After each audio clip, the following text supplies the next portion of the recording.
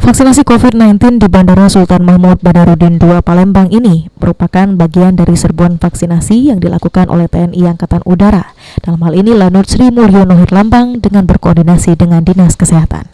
Sasaran dari vaksinasi ini sendiri ialah warga sekitar Bandara SMB 2 serta Lanut SMH, maupun juga calon penumpang pesawat terbang yang akan terbang melalui Bandara SMB 2. Dalam vaksinasi ini, jenis vaksin yang digunakan yaitu Sinovac. Sampai saat ini, Lanut SMH telah melakukan vaksinasi terhadap warga sebanyak 1.900.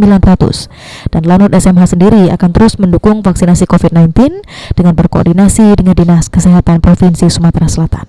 Saat ini, sampai dengan saat ini, yang kita mulai pada tanggal 28 secara bersama dan secara mandiri kita mulai tanggal 5. Jadi Lanut melaksanakan secara mandiri tanggal 5 sampai dengan sekarang sudah tercapai sekitar 1.900 personil.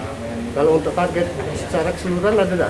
Kalau target secara keseluruhan kita mengacu pada Dinkes provinsi.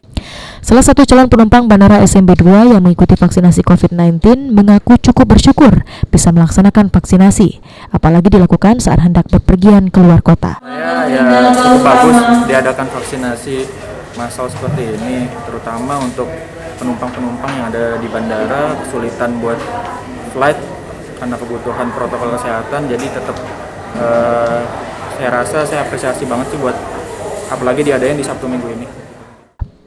Vaksinasi COVID-19 di Bandara SMB 2 ini dilakukan selama 2 hari, yaitu Sabtu dan Minggu.